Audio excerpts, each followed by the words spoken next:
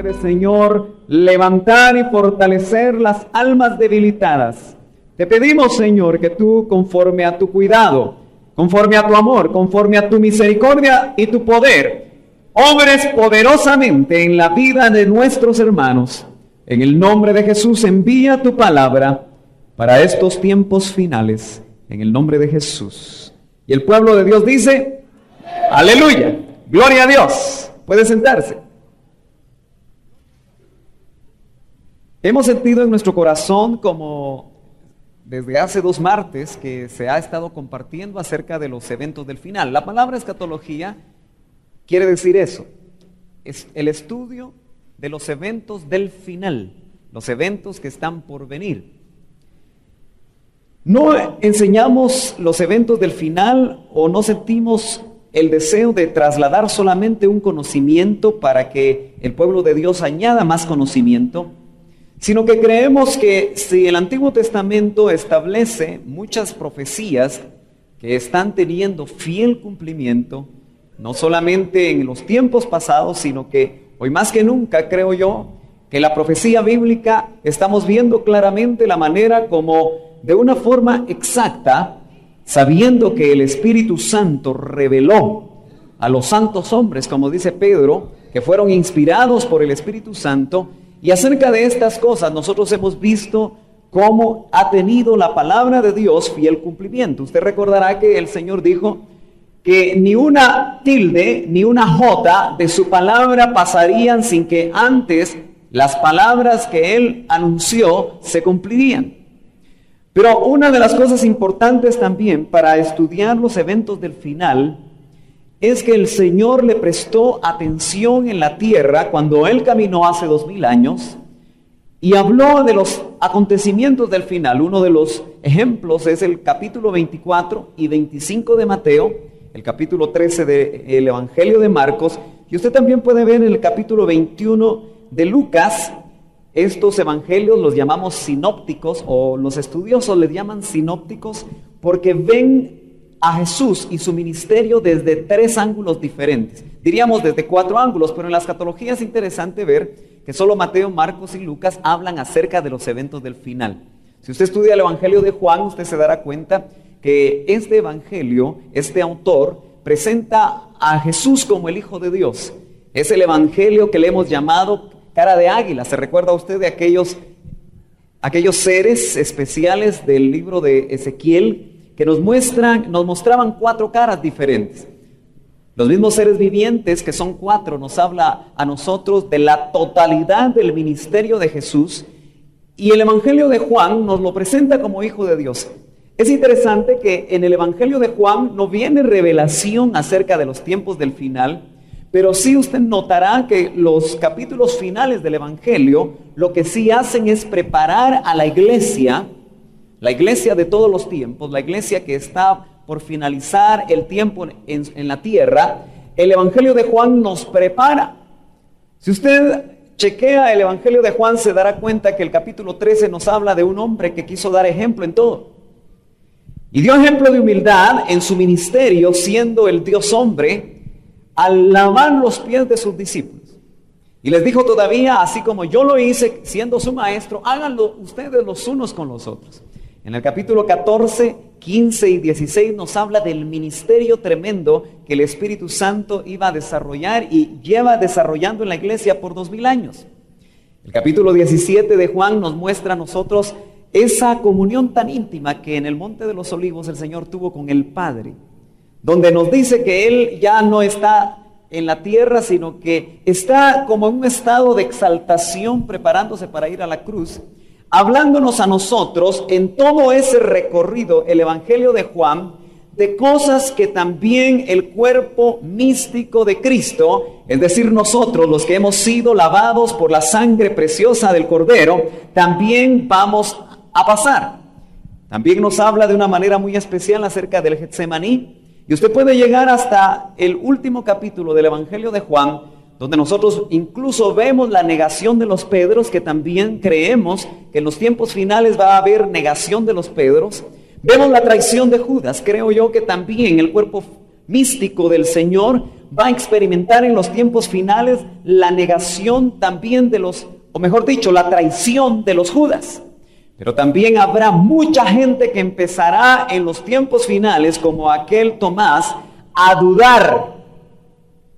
Y la palabra está muy llena en todo el Nuevo Testamento también de los eventos del final. Ustedes estudiaron ya lo que se conoció como el panorama escatológico, lo presentó el hermano Manuel Morales, y también se ha estudiado un poquito acerca de los sellos. La escatología es muy amplia. Hoy nuevamente vamos a tener preguntas, pero yo sentí en mi corazón que antes de ver los detalles más de cerca, no solamente de lo que hemos conocido como la pretribulación, que es el tiempo, creo yo, que estamos viviendo actualmente, y que nos profundicemos un poquito más en el estudio de la tribulación, que es otro tiempo, y finalmente el tercer tiempo, que va a ser la gran tribulación, que nosotros podamos tener algunos criterios, yo diría pastorales para la iglesia local, y que de alguna manera aquellos que nos escuchan pueden analizar y pueden chequear, ojalá que no con su razón, sino que a la luz del Espíritu Santo, que también seguramente, si son hijos de Dios, tienen, para poder acercarnos de una manera adecuada a la escatología. La escatología no es para llenar de conocimiento al Hijo de Dios, nada más. Como toda la Escritura que fue inspirada, no es solamente para que tengamos conocimiento y que los demás puedan decir cuánto sabe el hermano, cuánto ha profundizado el hermano, sino que el conocimiento de los tiempos del final tiene como objetivo, y este sería el primer criterio que yo quisiera trasladarle a usted en esta noche, es para que nosotros, siendo avisados de los tiempos finales, podamos tener testimonio del Espíritu Santo en una manera personal de los tiempos que estamos viviendo, y entonces podamos prepararnos y ser hijos de luz. Usted sabe que la palabra nos habla a nosotros de aquellos que están en tinieblas, y nos habla también de aquellos que hemos sido trasladados de un reino de tinieblas, dice, al reino de su luz admirable. A nosotros se nos llama hijos de luz. ¿Cuántos aquí son hijos de luz? Aleluya, gloria a Dios. Y cuando hablamos de ser hijos de luz, usted notará que también en un contexto escatológico, la primera carta a los tesalonicenses nos habla que aquellos que seamos hijos de luz, estaremos avisados y preparados para el tiempo en el cual el Señor ha de volver. Entonces creo yo que el estudio de la escatología, hermano, debe de traer como intención primera que nosotros podamos estar sabidos qué tiempos estamos viviendo y cómo dice la Escritura y cómo dice el Espíritu Santo que tenemos adentro, aleluya, que debemos de esperar al Señor. Fíjese que lo más tremendo de esto es que el Señor, desde el momento en el que le habló a sus discípulos, si usted nota el diálogo que tuvo con ellos, porque dice que fueron los discípulos los que se acercaron.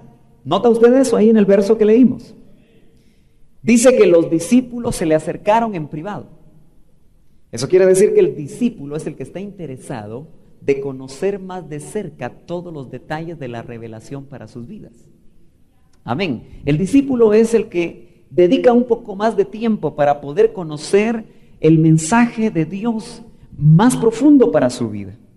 Yo diría que el testigo es solamente aquel que se convirtió al Señor y que probablemente testifica a mucha gente, si es que no se ha dormido, si es que no se ha acomodado, acerca de la verdad de Dios en su vida. Pero no necesariamente está en el nivel de un discípulo. El discípulo es el que viene, pregunta de cerca, tiene hambre de palabra y quiere conocer. Yo sospecho que usted está viniendo los martes porque el Espíritu Santo lo está inquietando a ser un discípulo y poder conocer un poquito más de cerca lo que el Señor le quiere decir a usted. Recuérdese que un auditorio como este seguramente está lleno de diferentes intereses en cuanto a oír incluso la palabra de Dios. No todos necesariamente los que escuchan están sacando provecho de lo que oyen, porque recuerde que estamos viviendo tiempos en los cuales se necesita tener oídos espirituales para oír. 7 veces en el capítulo 2 y el capítulo 3 de Apocalipsis, también en todo un contexto escatológico para la iglesia del final, se nos dice a nosotros: el que tenga oído para oír, oiga. Eso inmediatamente nos hace pensar a nosotros que hay personas, hay cristianos, hay gente nacida de nuevo que ya no tiene oídos. Porque si todos tuviéramos oídos desde el momento en el que recibimos al Señor y los mantuviéramos, no habría ninguna razón para que el Espíritu dijera: el que tiene oído para oír, oiga lo que el Espíritu Santo dice a la iglesia.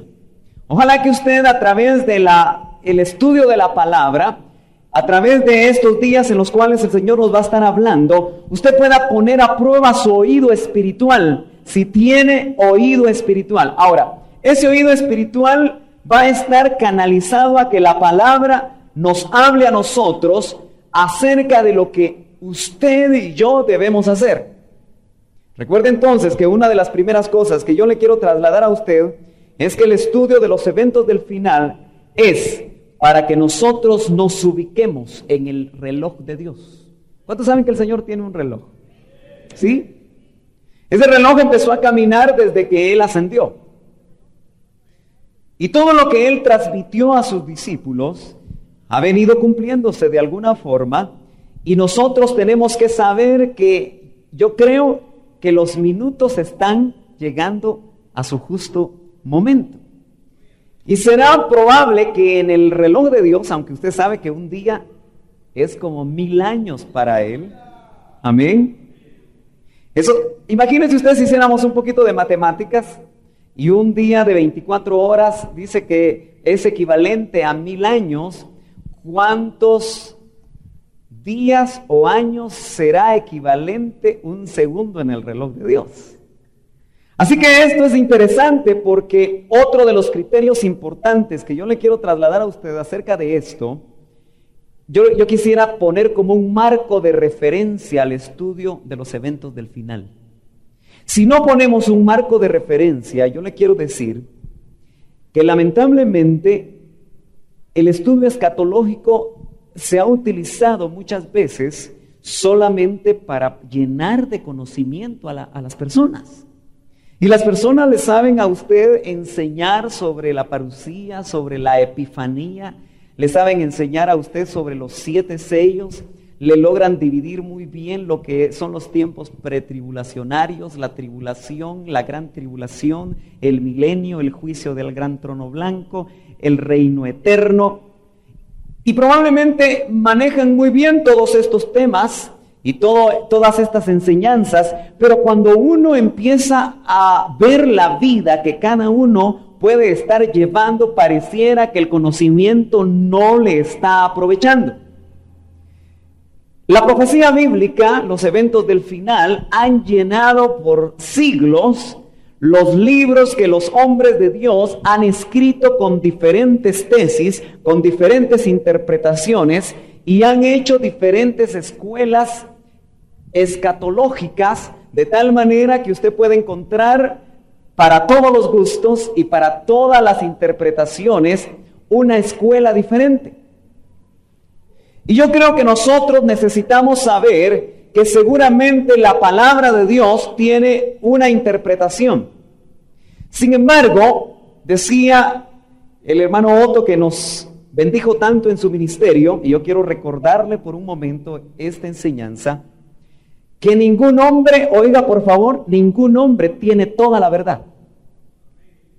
El único que tiene toda la verdad y que como Paracleto fue dejado en la tierra con una función muy especial, escatológica, se llama Espíritu Santo. Si usted me acompaña al capítulo 16 de Juan, usted notará que ahí se explica dentro del ministerio del Espíritu Santo. En el verso número 13, capítulo 16 de Juan, dice: pero cuando Él, el Espíritu de verdad, es el Espíritu Santo, venga, os guiará a toda la verdad. Note que usted que es el Espíritu Santo el que nos va a guiar a toda la verdad.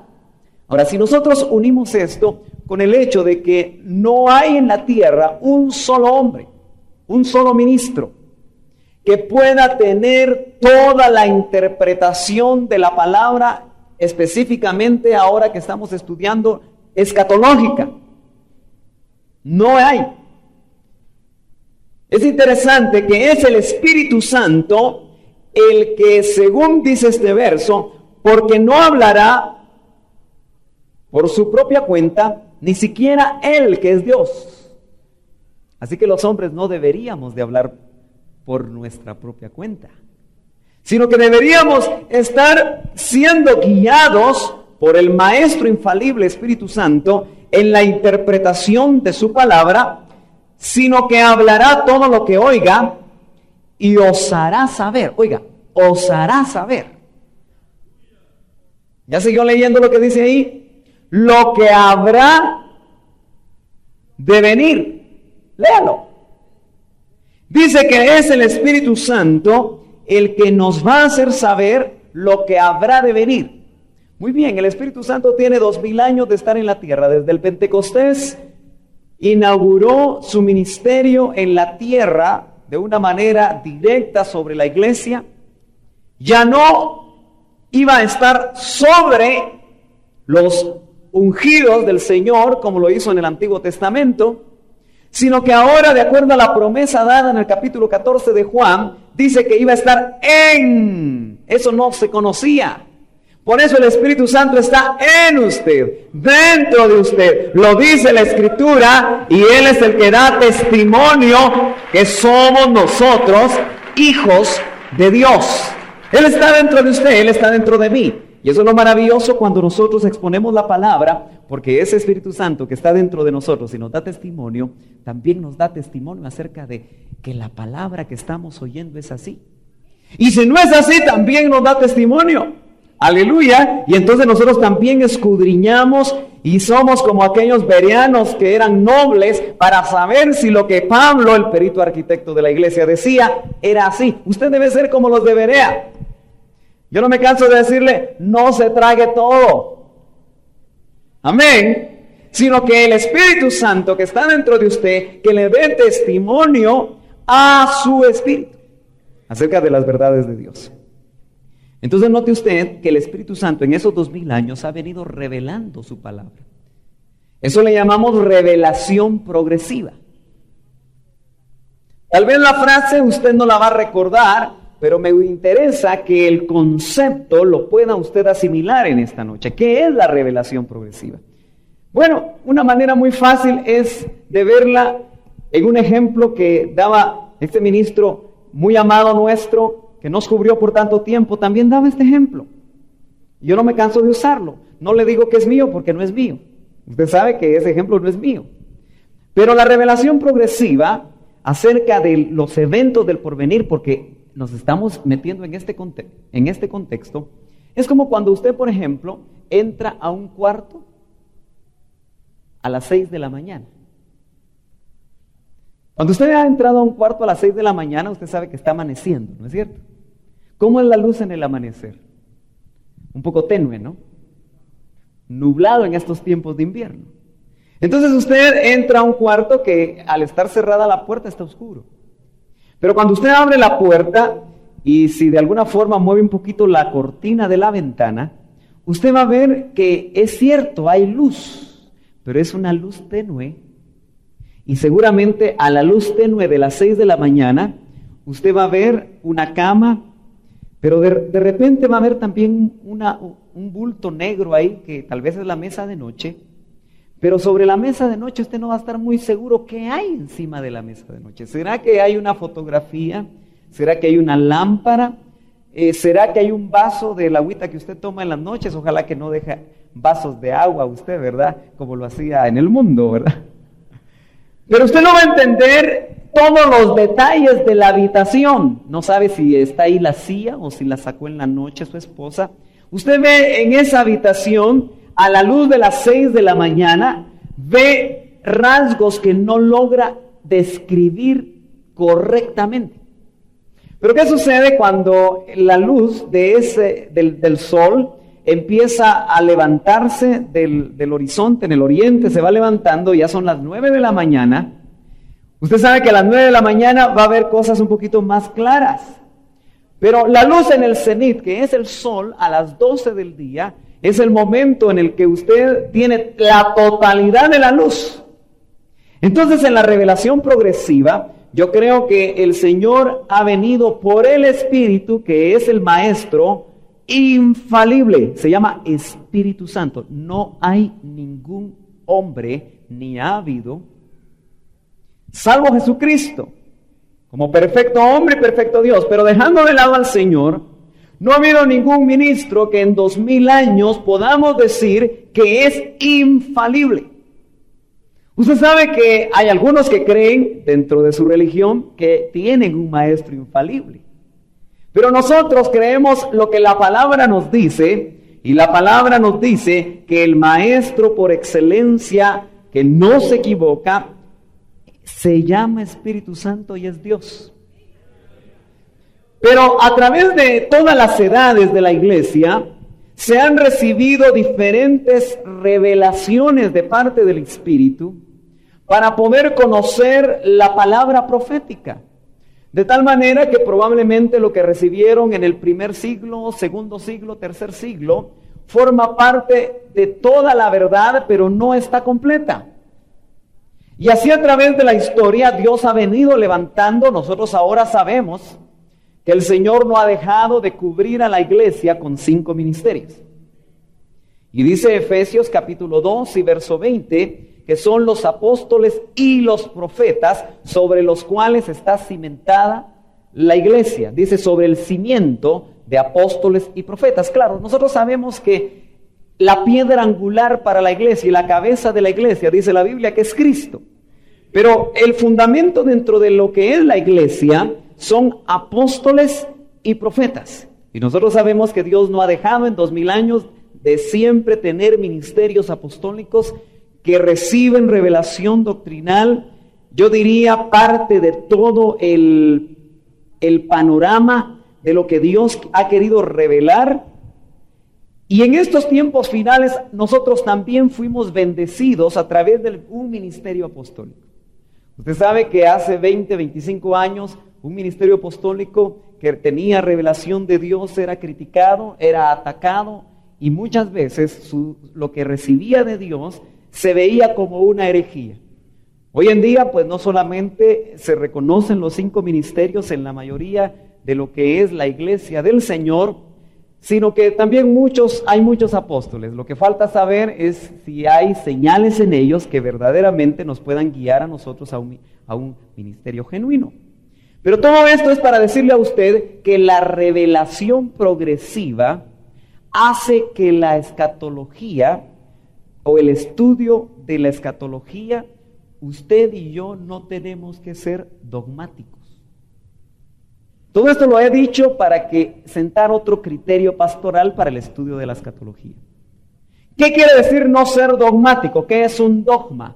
Un dogma es una verdad de Dios que se establece, pero que muchas veces los hombres le establecen como la interpretación única, y prácticamente no se permite que nadie dé una opinión en contrario.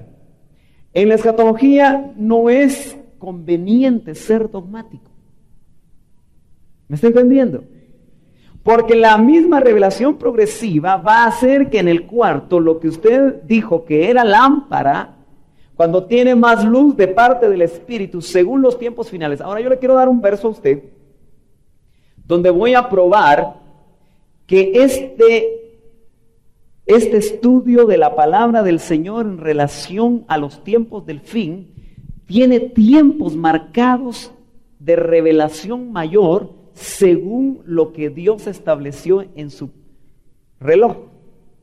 Daniel capítulo 12 y verso 1, más especialmente creo que es el verso 3, ahorita lo vamos a chequear.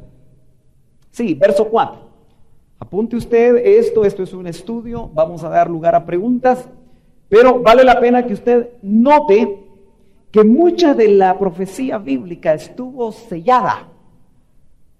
Y que no es hasta tiempo reciente donde el Espíritu de Dios, bajo un programa de Dios, que es señal que los tiempos son finales, y vea lo que dice usted, o dice aquí la palabra para nosotros en el verso 4. Pero tú, Daniel, usted sabe que Daniel, todo el libro recibió mucha revelación para los tiempos del fin. Y mucha revelación que se cumplió en la historia, sin mucho, o yo diría, todo lo que ya se cumplió de la profecía de Daniel, la historia ahora es testiga de su cumplimiento. Eso quiere decir que si las profecías de Daniel ya se cumplieron en la historia, algunas de ellas, ese es un argumento para creer que toda la revelación dada a Daniel se va a cumplir. Amén. Bueno, miren lo que dice acá. Pero tú, Daniel, guarda en secreto estas palabras. ¿Cuáles? Todas las que en los 12 capítulos de Daniel le habían sido dadas. Usted puede leer en Daniel mucha revelación muy interesante, quizá a veces un poco difícil de entender o de interpretar, pero dice, guarda en secreto estas palabras y sella el libro. ¿Qué es un libro sellado? Sencillamente es un libro que no se puede abrir.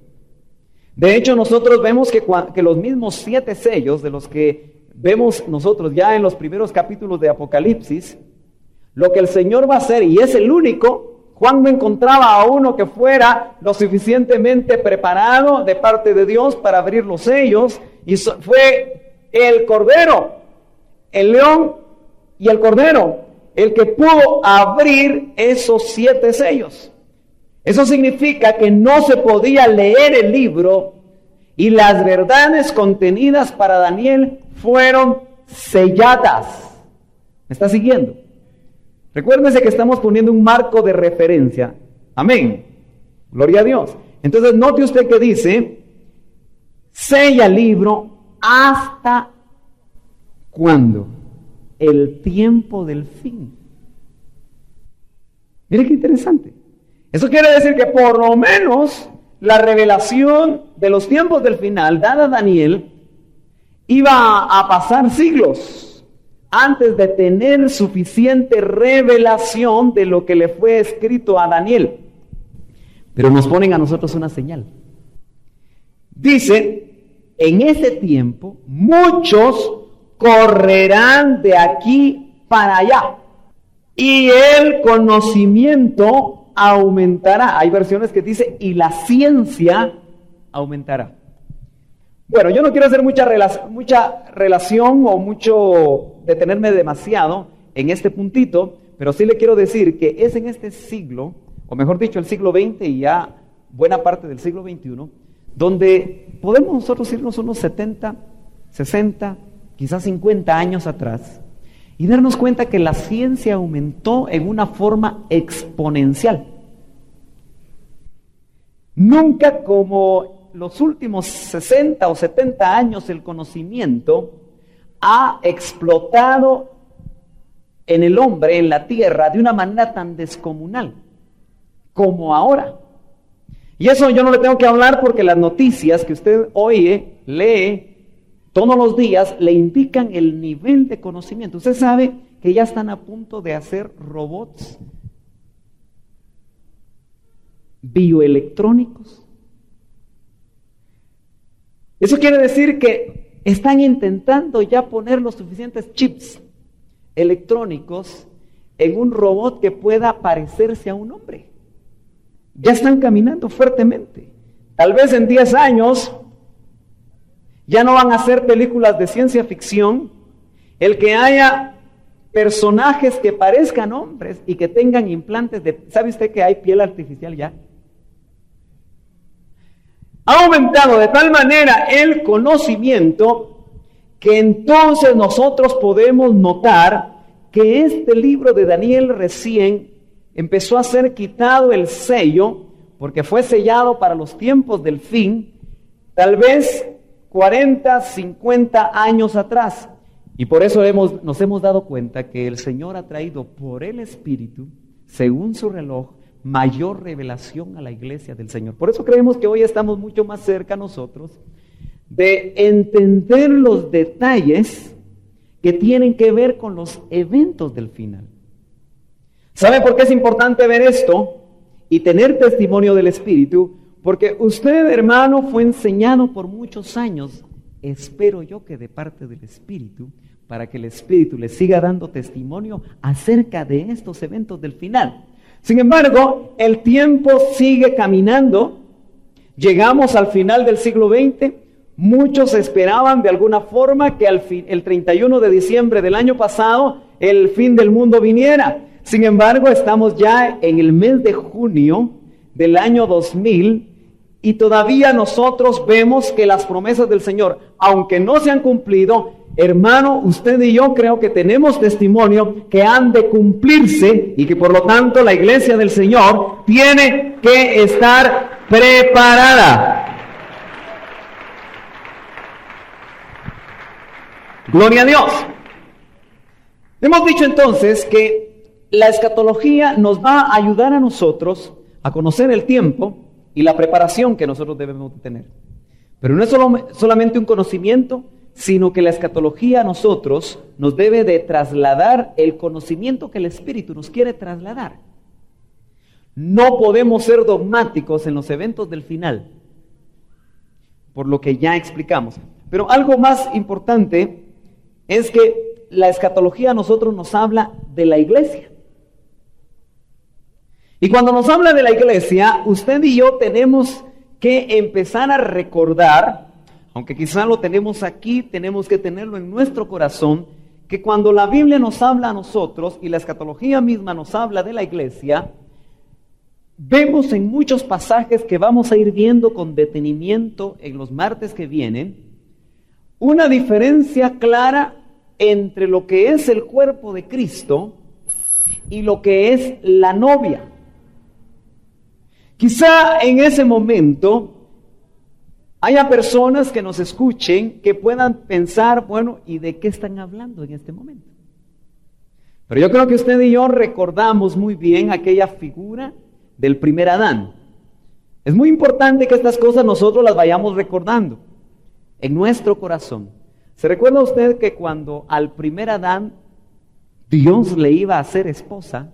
Note usted que Dios le hizo a Eva al primer Adán. No fue Adán, no fue el hombre. Amén. El primer Adán fue dormido para sacar del cuerpo de Adán una costilla. Se abrió el costado de Adán y de ahí se sacó una costilla. Y de esa costilla Dios formó a Eva, la esposa del primer Adán. Pero de la misma manera la Biblia nos habla del postrer Adán. ¿Cómo se llama el postrer Adán? Cristo. Cristo dice la palabra que es el postrer Adán, pero la Biblia nos dice y nos recuerda un pasaje muy interesante en Oseas capítulo 12 y verso 2, que Jacob, hablando en figura de Cristo, no vino a la tierra solamente para traer salvación, sino que se hizo pastor, dice Jacob, hablando en figura de Cristo, por mujer. Cristo vino a la tierra, ciertamente derramó su sangre para poder salvar a todo aquel que creyera en él, pero traía un paquete en misterio, como dice el capítulo 3 de Efesios, el misterio escondido por los siglos de los siglos. Y ese misterio es que también del costado del postrer Adán han de sacar una costilla que ha de ser la novia, esposa del Cordero. Aleluya. Por lo tanto, tenemos que concluir que no es lo mismo el cuerpo de Cristo que la novia. Eso es algo que nosotros tenemos y lo vamos a ir viendo despacio. Pero la escatología nos habla entonces de la iglesia como cuerpo y como novia. Dos facetas. Pero también la escatología nos habla de Israel Y finalmente la escatología también nos habla de las naciones. Eso quiere decir que la escatología a veces se refiere a Israel, a veces se refiere a la iglesia y a veces también hace alusión a las naciones. Eso es importante porque muchas veces la profecía antiguotestamentaria está haciendo referencia a promesas del tiempo, del fin que han de cumplirse concretamente en Israel. Pero aún otras tienen que ver con lo que es la iglesia cuerpo o la iglesia novia. Quizá lo más difícil es poder discernir entre lo que es la iglesia cuerpo y la iglesia novia. Ojalá que usted y yo podamos ser avisados en nuestros sentidos espirituales para poder discernir esto. De lo contrario, creo yo que es ahí donde surgen tantas escuelas escatológicas que lo que hacen es muchas veces confundir lo que tiene que ver con la iglesia con Israel y al revés. Entonces es muy importante que nosotros nos demos cuenta que dentro de estos criterios nosotros tenemos que ser cuidadosos y poder discernir lo que el Señor ha mostrado a sus apóstoles y profetas. No solamente los que escribieron, sino aquellos que Dios también ha levantado y que por medio del Espíritu les ha dado iluminación de la palabra para poder entender realmente aquellas verdades. Yo en lo personal considero que Dios en estos tiempos le está dando las partes finales a diferentes ministerios para poder conocer el panorama completo. Por eso sé que el Señor en sus mismas apariciones, sus parucías, lo oíamos el martes pasado, esa santa cena que el Señor va a tener con sus apóstoles. Recuerda que Él dijo, no beberé más este jugo de la vid, sino que hasta que venga en mi reino. Esa santa cena que Él tendrá probablemente con muchos apóstoles que estarán uniendo todo el cuerpo, pero principalmente a la novia que está siendo preparada dentro del cuerpo. Yo creo que va a permitir la unidad de la fe, donde entonces toda la verdad de Dios respecto a estos acontecimientos se han de conocer en su totalidad. Muy bien, estamos caminando y vamos a dar tiempo a las preguntas. Gloria a Dios, tengo 5 minutos para también hablarles a ustedes acerca de otro criterio que creo que es importante. Fíjese que los eventos del final, cada vez que la iglesia del Señor escucha acerca de los eventos del final, del día grande y terrible de Jehová, de las señales apocalípticas, de las plagas, de los 7 sellos, de las 7 trompetas, de las 7 copas, de los 7 truenos, pues todavía no tenemos información, eso le quedó guardado también y sellado a Juan.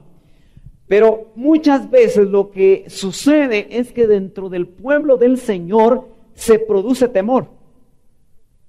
Yo recuerdo cuando en los años 88 y 89 el Señor le dio mucha revelación al apóstol Ríos para trasladar muchas cosas que fueron de bendición a nuestras vidas y todavía se mantienen vigentes. Mucha gente le atacaba diciendo, o diferentes ministerios, que dejara ya de atemorizar y asustar a la gente. Los eventos del final, hermano, no son para producir temor. Amén. No son para producir temor. Mire, la novia debe estar amando. Amén. Debe estar dándole prioridad al amado. Su centro de atención debe ser el amado. La novia que ama y que está enamorada no tiene temor porque los juicios no son para ella. Amén. Entonces no debemos permitir que en nuestro corazón venga temor. Eso no es de Dios. El temor siempre es una forma como el enemigo quiere atraparnos a nosotros en trampas. Él sabe que a través del temor puede esclavizar aún al Hijo de Dios. Hay mucha gente que está esclavizada por temor. Los eventos del final no son, gloria a Dios, no son para transmitir temor a su corazón, sino que al contrario, es para transmitir esperanza. ¿Se recuerda usted cuando el apóstol Pablo en Primera de Tesalonicenses capítulo 4 dice: yo no quiero que ustedes vivan como los que no tienen esperanza? Va a hablar en el capítulo 4 acerca de los muertos. Y dice: yo les voy a enseñar lo que recibí de parte del Espíritu, pero para que no sean como los que no tienen esperanza. Así que la iglesia, principalmente aquella que dentro del cuerpo se está preparando como novia, es decir, se está consagrando, está buscando amar más a ese que murió en la cruz del Calvario, el Hijo de Dios, y que cada vez arde más en amor, no tiene por qué tener temor. Al contrario, cuando empieza a oír y a ver las señales que le están mostrando que ya Isaac viene, se goza, aleluya, se consagra, porque dice Tito que es la esperanza bienaventurada que nos permite a nosotros limpiarnos de toda contaminación. Aleluya. Así que estos estudios, hermano, en ningún momento usted vaya a permitir en su vida que van a trasladarle a usted temor. La novia no se debe de consagrar por temor. La novia debe de consagrarse por amor. Amén. Gloria a Dios. Esos criterios yo creo que nos van a permitir a nosotros poner un marco de referencia que nos ayuden a nosotros a poder definir el verdadero propósito de la escatología. Finalmente yo quiero decirle uno más. La escatología, hermanos, se ha usado mucho para vender libros. La escatología actualmente llena las estanterías de las librerías cristianas con diferentes temas. Y la gente llena su casa o su biblioteca de diferentes libros, de diferentes escuelas, y muchas veces para confundido, porque cada uno dice diferente cosa acerca de la interpretación de la palabra, y como lo dije en el principio, las escuelas escatológicas todas son muy convincentes. Por eso hoy el Hijo de Dios necesita que el ministerio del Maestro por excelencia, Espíritu Santo, le dé testimonio acerca de lo que escucha. Muchas veces se está interpretando la palabra a la luz de los acontecimientos contemporáneos. Cuidado. Es muy fácil, por ejemplo, tomar de un documental científico que muchas veces no llena las probabilidades adecuadas y decir que, por ejemplo, viene un meteorito que está a no sé cuántos años luz de distancia de nosotros, cuya órbita en determinado momento va a pasar cerca de la Tierra y que puede producir este cataclismo y que puede producir aquel. Y los mismos científicos muchas veces desdicen ese tipo de comentarios porque ahora, a través de lo que se conoce como la carretera de la información, que ha hecho del mundo lo que le llaman la aldea global. ¿Qué queremos decir con todo esto? Que ahora todo el mundo está comunicado y el conocimiento fluye de una manera terriblemente fácil de poder uno accesar a ella. Pero este conocimiento hace que haya muchas voces, mucha información, y cuando se toma, por ejemplo, ese detallito, ¿verdad? Se habla entonces y se busca Apocalipsis y se estudia y se dice y se empieza a interpretar el Apocalipsis a la luz de los acontecimientos que muchas veces no tienen toda una base científica. Y entonces se ve que ciertamente en uno de los capítulos de Apocalipsis hay una gran montaña que viene encendida y que cae en el mar, y entonces interpretamos la Biblia a la luz de los acontecimientos contemporáneos. Y eso parece bueno, pero yo creo que es peligroso, porque hace que muchas veces nosotros le apliquemos una llave a la Biblia y tratemos de que los detalles de lo que a nosotros nos han transmitido se ajusten a lo que la Biblia dice. Eso es peligroso. Eso es muy peligroso. De tal manera que muchas veces, bajo estas interpretaciones, se fecha.